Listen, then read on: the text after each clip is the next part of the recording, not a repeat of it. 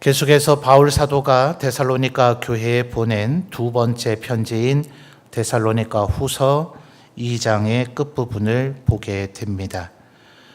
오늘 우리가 읽은 단락을 통해서 우리가 믿는 믿음이 무엇인지, 무엇으로 이루어져 있는지, 또 그 믿음의 은혜를 받은 우리들은 또한 어떻게 살아야 되는지를 또 알려주는 그런 귀한 내용들로 이루어져 있습니다.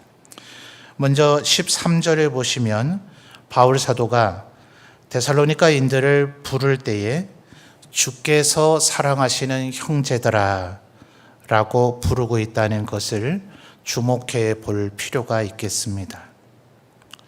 어떤 면에서 주께서 사랑하시는 형제들아 라고 말하면 바울 사도는 제3자 입장으로 한 발짝 빠져 있는 듯한 느낌을 주지 않습니까? 그래서 사실은 우리가 이런 표현 잘 안 쓰겠죠. 사랑하는, 내가 사랑한다는 말이죠. 내가라는 말을 생략하고 사랑하는 형제들아, 이렇게 부르기가 오히려 쉬울 것인데, 또 데살로니가인들에게 우리가 여러 차례 좀 살펴봤듯이 새 안식일 밖에 말씀을 전하지 못하지 않았습니까? 그리고 그 이후에 바울 사도가 다시 그곳을 방문하고자 하는 여러 의도 그리고 시도를 했지만 그게 이루어지질 못했습니다. 그래서 어쩔 수 없이 디모데를 보내기까지 했습니다. 그러니 말하자면 바울 사도와 데살로니가 성도들 간에는 우리의 생각보다는 그렇게 깊은 서로 사랑의 관계가 맺어 있지 않다 하는 겁니다. 목회자든 사도든 그가 개인적으로 아무리 역량이 있고 능력이 있고 하나님의 은혜가 그에게 있다 하더라도 그 사역의 대상이 되는 성도들과의 사귐이 있어야 되죠. 그게 있지 않으면, 또 그게 잘 되지 않으면 그 개인적으로는 능력과 역량이 많다 하더라도 어떤 사역이나 목회가 제대로 되지 않는 것을 우리가 얼마나 많이 보는지 모릅니다. 그러니 지금 바울 사도의 지금 처한 상황, 데살로니가인들과 계속해서 앞으로 동역을 해야 되고 그들을 말씀으로 더 키우고 길러야 되고, 그러나 그들과 아직 별 인간관계를 잘 맺지 못했다면 내가 너희들을 사랑한다 라는 이런 것을 오히려 더 강조했었어야 될 것 같지 않습니까? 그런데 바울 사도는 나의 사랑하는 형제들아 이렇게 얘기하지 않고 주께서 사랑하시는 형제들아 라고 이야기를 했다 하는 거예요. 왜 그럴까요? 아마도 바울 사도는 자기 자신의 한계를 알고 있었을 겁니다. 이때로부터 훨씬 후대의 저술인 빌립보서나 디모데 후서를 봐도 그는 내가 과거에 폭행자나 악행자였을 뿐만 아니라 지금도 여전히 죄인 중에 괴수라고 고백을 하고 있죠. 인간의 사랑이란 얼마나 연약합니까? 인간의 사랑이란 얼마나 보잘것없습니까? 인간의 사랑이란 얼마나 책임지지를 못합니까? 사랑한다, 영원히 사랑하겠다라고 얘기하고서 사랑하지 않았던 순간들은 얼마나 많으며 과연 영원히 사랑하는 사람이 있기는 합니까? 그리고 바울 사도는 또 다른 빌립보서에서 이야기하기를 그때도 바울 사도의 꽤 노년에 쓴 편지로 알려져 있는데 여전히 낮은 몸 가운데 있는 우리를 예수 그리스도 다시 오시는 그날에 그의 영광스러운 몸의 형체와 같이 호련히 변화시킬 것이다. 그러니 바울 사도가 사랑한다 하는 것이 혹시 데살로니가인들은 그 얘기를 들을 때 사도께서 우리를 사랑하시는구나 라고 굉장히 감격스러울지는 모르지만 인간의 실체와 한계를 알고 있는 바울 사도는 어쩌면 감히 그 말을 할 수 없었겠죠. 또 자기가 입에 발린 소리로 번들어지게 나는 너희들을 사랑한다 라고 얘기를 해봐야 그것이 얼마나 하나님 앞에서 허망한 것인가 하는 것을 알았기에 인간 나 바울의 사랑, 바울 사도의 사랑을 받아서 무슨 의미가 있느냐 하나님께서 너희를 사랑하신다는 것이 진정한 의미가 있지 않느냐 하는 것입니다. 동시에 이것은 우리로 하여금 데살로니가인들을 향한 바울 사도의 마음 못지않게 우리들이 믿는 하나님의 백성된 우리가 서로를 어떠한 자세로 대해야 되는가를 또한 알려주는 표현이기도 하겠습니다. 성경은 말하기를 하나님께서 그 어떤 하나님의 자녀를 염두에 두면서 그들을 하나님의 자녀라고 말씀하기를 부끄러워하지 않으셨다. 또 그리스도께서도 그들의 형제라고 불려지기를 부끄러워하지 않으셨다라고 얘기합니다. 그러니 바로 하나님께서 사랑하시는 형제들아, 때로 우리들이 서로 한 몸, 한 교회를 이루고 살아가지만 서로에 대해서 불만족스러울 때도 있지 않습니까? 서로의 연약함이 용납되지 않고 허용되지 않아서 왜 저러는가라는 생각이 들 수도 있지 않아요? 그럴 때 우리가 잊지 말아야 될 것은 저는 내가 사랑하고 말고 할 그 정도의 존재가 아니라 하나님께서 사랑하신 존재다. 하나님께서 자녀 삼으심에 조금도 부끄러움을 느끼지 않으셨고 예수님께서 형제라 부르기에 조금도 부끄러워하지 않으셨다 하는 사실이죠. 이것은 예수께서 부활하신 후에 베드로 사도와의 대화 속에서도 나타납니다. 베드로에게 너는 나를 사랑하느냐 3번 물으시고 나서 너는 내 양을 먹이라 라고 얘기하셨죠. 베드로와 또 그 이후에 많은 사도들과 오늘날의 목회자들에게 목자장 되신 그리스도께서 목자의 역할을 맡겨주고 계시긴 하시지만 본질적으로 성도 하나님의 백성은 하나님의 양들이다. 그러니 그 누구도 우리가 함부로 대할 수가 없죠. 나와의 어떤 관계, 내가 너의 세상적으로 어른이 아니냐, 선배가 아니냐, 내가 너를 가르치고 길렀던 자가 아니냐, 그런 관계의 차원이 아니라 우리 앞에 있는 사람들은 하나님의 백성, 하나님의 양, 하나님의 자녀 삼으시고 하나님께서 형제라고 부르시는 존재라는 것을 기억할 때 그 누구에게도 우리는 함부로 대하거나 함부로 말할 수가 없을 것입니다. 그러니 13절에서 바울 사도가 데살로니가인들을 지칭하는 이 첫 번째 표현, 주께서 사랑하시는 형제들아. 여러분이 마음속에 그 어떤 성도를 생각할 때마다 저 사람을 하나님께서 사랑하셨다. 언제나 이것을 기억하고 염두에 두시면서 서로를 대하시게 되시기를 바랍니다. 13절에 이어지는 표현을 보면 삼위일체 하나님께서 행하신 일을 이야기하죠. 바울 사도는 그의 서신 곳곳에서 우리의 구원이 삼위일체 하나님의 사역을 통해서 이루어졌다는 것을 계속해서 설명하고 있는데 이것이 그 바울 사도 서신의 거의 초기 버전이라고 보여질 수가 있습니다. 중반절부터 보면 하나님이 처음부터 너희를 택하사, 우리말로 처음이라고 번역되어 있는 이 말이 창세기 1장과 요한복음 1장에서는 태초라고 번역된 단어와 다름이 아닙니다. 동의어로 사용되어지고 있어요. 그래서 우리말로는 태초에 하나님이 천지를 창조하시니라 라고 되어 있지만 여러 영어 역본에는 in the beginning, 말하자면 직역하면 한 처음에 라는 말로 번역할 수가 있는 그런 표현을 씁니다. 또 어떤 신학자들은 얘기하기를 창세기에서 모세가 말하고 있는 태초와 요한 사도가 요한 1장에서 기록하고 있는 태초는 의미가 다르다 하면서 창세기의 태초는 만물이 만들어질 때의 태초를 얘기한다면 요한 사도가 얘기하는 태초는 그 천지 창조 이전에 오직 삼위일체 하나님만 계시던 그때를 염두에 두고 얘기하는 것이다.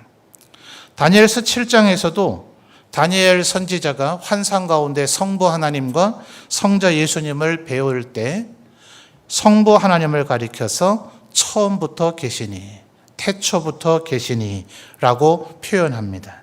그래서 지금 13절 중반절에 하나님이 처음부터 너희를 택하사 라는 이 표현이 에베소서 1장으로 가면 하나님께서 창세 전에 우리를 선택하셨다 라는 어떤 의미에서는 보다 정제된 단어로 표현이 되어지죠. 또 13절의 하반절에 보시면 진리를 믿음으로, 진리는 주로 요한 사도가 많이 사용했던 표현이긴 하죠. 요한복음에서 기록하기를 내가 곧 길이요, 그 다음 뭐라 하셨죠? 진리요 생명이다. 그래서 요한 3서에서 가이오를 칭찬할 때도 여러 사람들이 와서 말하기를 가이오가 진리를 따라 행합니다. 진리가 그 안에 있습니다. 라고 가이오를 칭찬하며 이야기했다고 얘기하죠. 그러니 지금 13절 하반절의 진리는 예수 그리스도를 염두에 두고 말하고 있는 겁니다. 진리를 믿음으로 구원을 받게 하셨다. 자, 성부 하나님께서 뭐 하셨다고요? 처음부터 너희를 택하셨다. 그리고 우리는 누구를 통해서 구원을 얻습니까? 예수 그리스도를 믿음으로 구원을 받게 되었다. 그리고 그 앞에 중간 부분에 성령의 거룩하게 하심이 우리로 하여금 구원에 이르게 한다 하는 것이죠. 자, 우리 거룩이라고 하는 단어 제가 벌써 한 10수차례 설명드린 것 같습니다. 이것을 무슨 하나님과 같은 전능한 능력을 행하는 것으로 이해하면 안 된다 그랬죠. 거룩이라고 하는 말의 본질은 구별됨이라는 뜻이라 그랬습니다.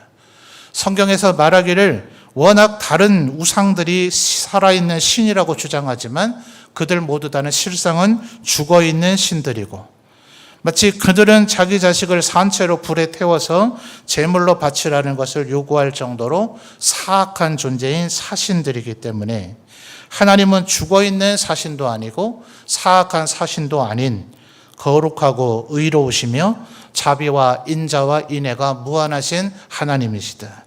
나는 이 세상에 말하고 있는 수많은 실상은 없지만 자기들을 신이라고 주장하는 그들과는 구별된 존재다. 나는 여호와 하나님이다. 라는 것이 하나님께서 끊임없이 말씀하신 바입니다. 그러니까 바로 성경에서 얘기하고 있는 그 거룩은 그 어떤 신들과도 비교조차도 될 수 없는 오직 유일하신 여호와 하나님, 여호와 외에는 신이 없다. 구약 성경에 이런 표현이 자꾸 반복되는 이유가 바로 거기에 있습니다. 바로 그 하나님처럼, 그 어떤 신들과도 비교조차도 될 수 없는 하나님처럼 하나님의 백성된 우리도 이 세상 사람과는 달라야 된다는 겁니다. 그러니까 우리 성도님들의 목표가, 저의 목표가 우리가 세상 사람보다는 그래도 좀 낫지 뭐 여기에 머무르면 안 됩니다. 내가 그래도 감옥은 안 갔다 왔지 뭐 이러면 안 됩니다. 하나님이 겨우 그 정도 수준이면 되겠습니까?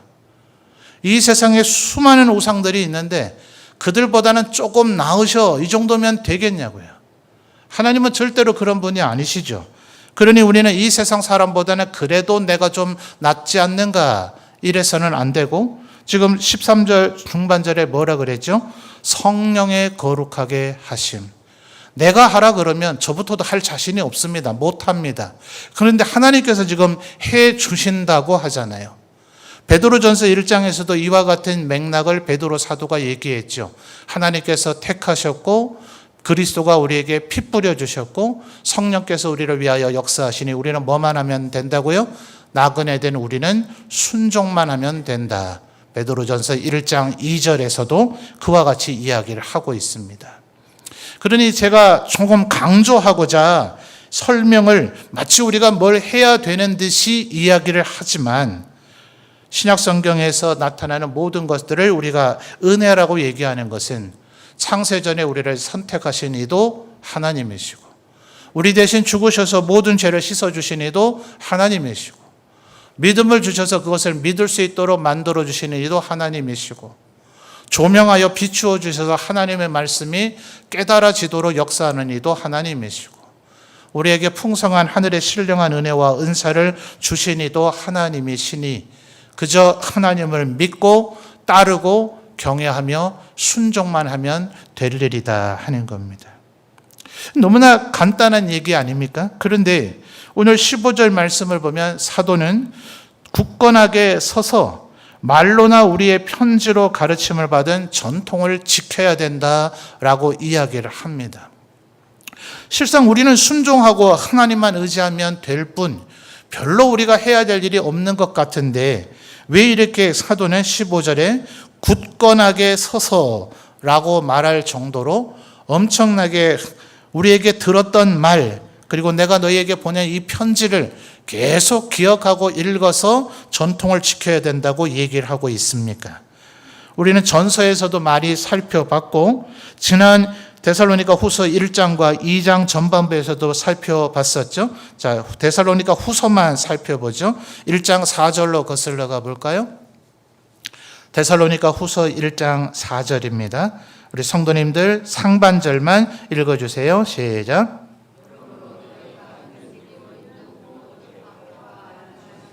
아멘. 거기까지요. 그러므로 너희가 견디고 있는 뭐예요? 모든 박해와 환난. 그죠? 2장 2절에서는 또 뭐가 나왔습니까? 자, 우리 성도님들 읽어주세요. 시작.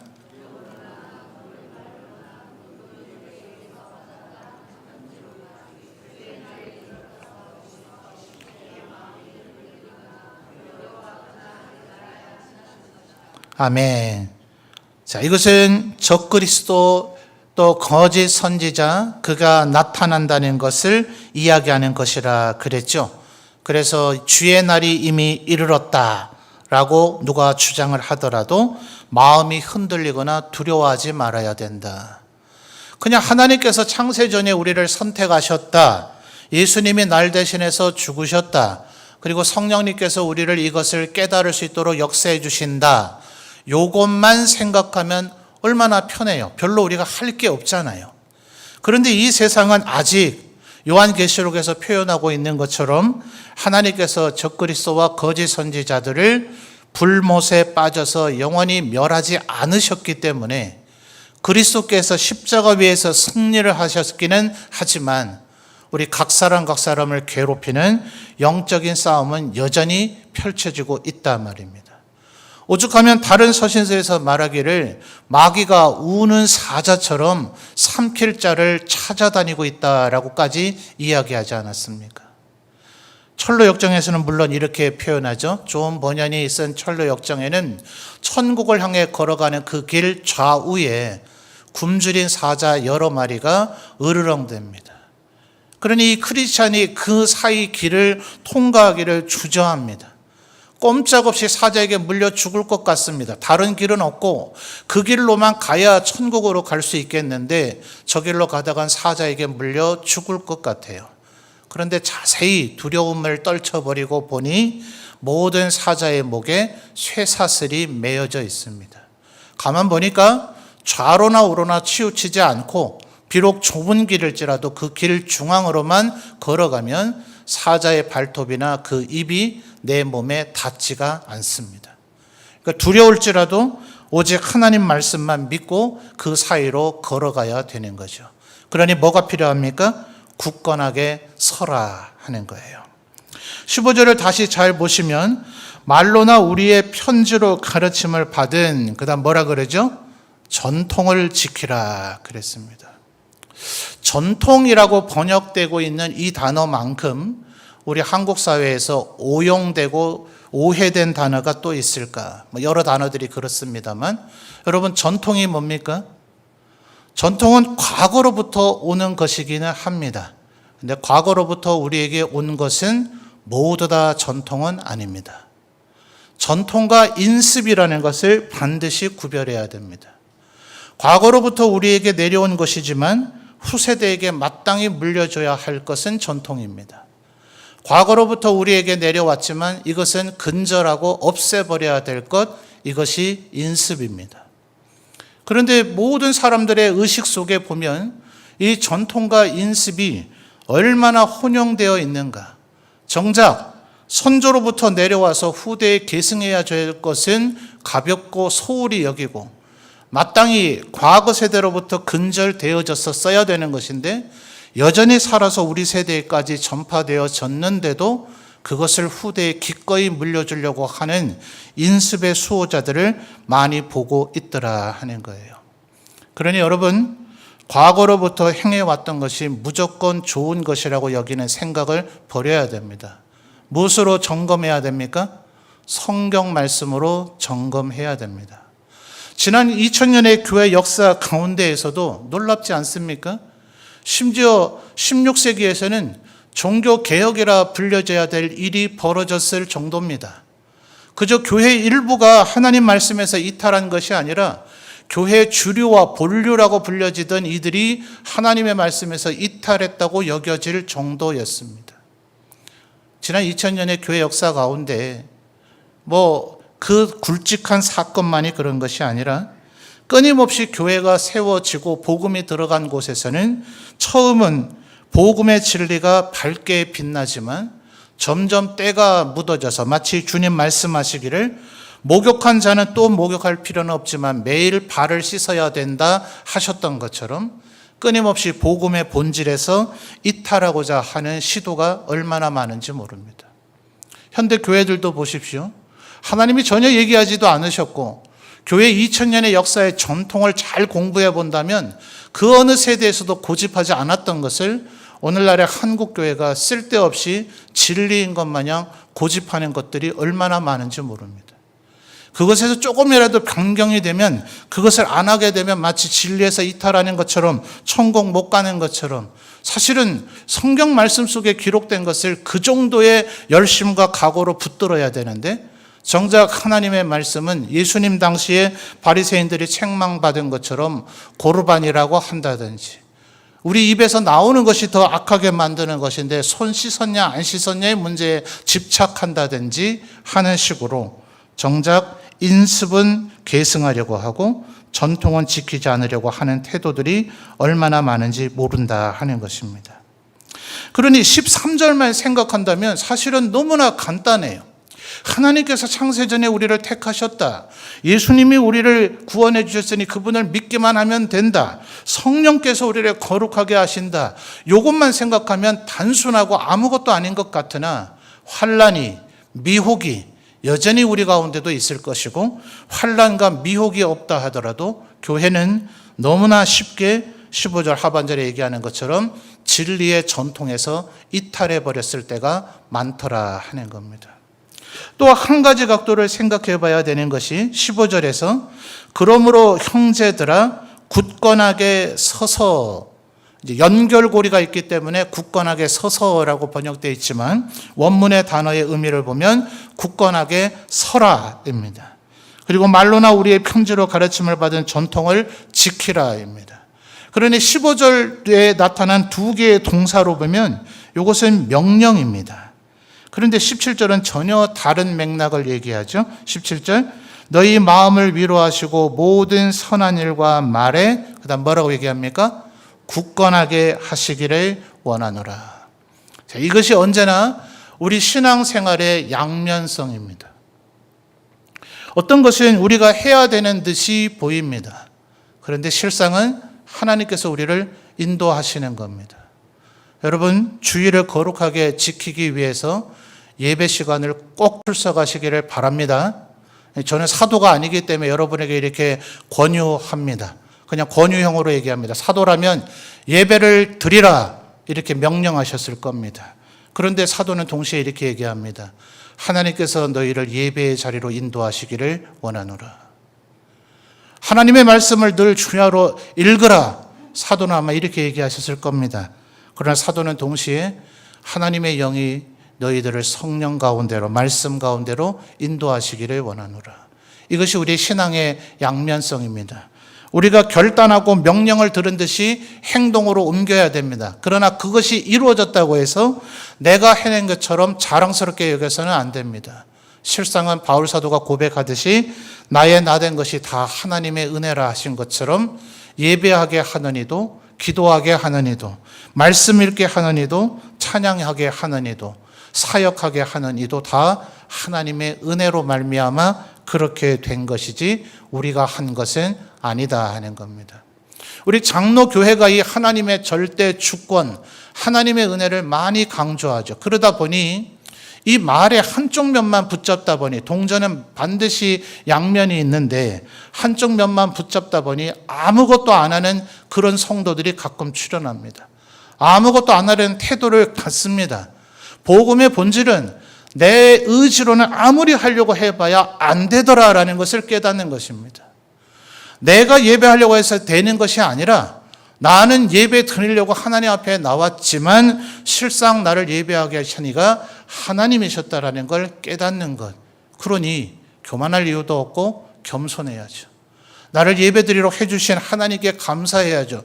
나는 예배드렸는데 너는 왜 예배드리지 않았느냐라는 태도는 복음의 본질을 깨달은 사람은 절대로 나올 수가 없는 거죠. 나는 시간이 남고 여유가 있고 건강해서 사역을 한 게 아니라 실상은 나에게도 사역을 하게 하시니까 하나님이신 거죠. 그러니 당신은 왜 여유가 있는데 사역에 동참을 안 하는가? 당신은 왜 게으르고 불성실하는가라는 태도를 복음의 본질을 아는 사람은 사실은 가질 수가 없는 겁니다. 내가 그 사역을 잘 감당한 것도 하나님의 은혜였지 내 능력이 아니었기 때문이죠. 그러니 복음의 본질이 뭔지 아는 사람은 저분이 왜 예배드리러 나오지 않았을까 싶으면 하나님 아무개가 주님 앞에 예배 자리로 나오도록 인도하시옵소서라고 오히려 기도할 뿐이죠. 저 사람도 사역을 충분히 할 만한데 왜 안 하는가? 저 사람은 게으른가 나태한가가 아니라 하나님 저에게도 뜨거운 열정을 주셔서 저도 하나님 앞에 영광 돌리는 삶을 살게 하옵소서라고 오히려 그를 위해서 기도할 뿐이죠. 그래서 사도는 지금 이 얘기를 하는 겁니다. 우리는 굳게 서야 합니다. 동시에 하나님께서 우리를 굳게 서게 해주시기를 서로를 위해서 기도해야 합니다. 그럼에도 불구하고 사도가 13절에서 계속 강조하는 것은 하나님이 이 일을 행하신다. 그러니 우리의 미약함 때문에 연약함 때문에 걱정하지 말라는 거죠. 이 구원을 시작하신 이도 하나님이시고 그래서 빌립보서에서 바울 사도가 뭐라고 얘기합니까?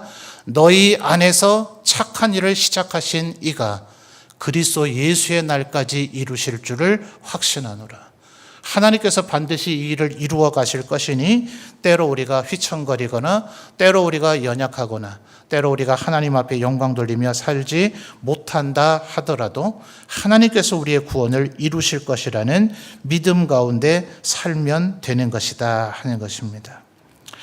13절의 하반절을 보면 아까 진리가 예수님이라 그랬죠. 진리를 그 다음 무슨 단어가 나옵니까? 믿음으로, 믿음이란 단어가 나오죠. 16절을 보면 바울 사도가 중요하게 여기는 신앙의 두 가지 요소를 또 얘기합니다. 16절 우리 주 예수 그리스도와 우리를 뭐 하셔요? 사랑하시고 영원한 위로와 좋은 무엇을 주십니까? 소망을 은혜로 주신. 그러니 믿음, 소망, 사랑 다 누가 주십니까? 하나님께서 주신 거죠. 그러니 데살로니가인들을 1장, 데살로니가 전서 1장 3절에서 칭찬하긴 했죠.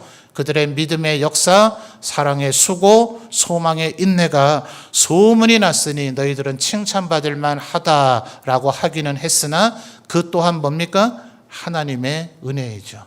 그러니 우리에게 믿음이 있거든, 우리가 누구를 사랑할 수 있거든, 우리가 그 어떤 상황에서도 소망으로 인내할 수 있거든, 하나님께서 오늘도 나에게 풍성한 은혜를 주셨구나 라고 감사하며 기도할 것뿐이다 하는 것입니다.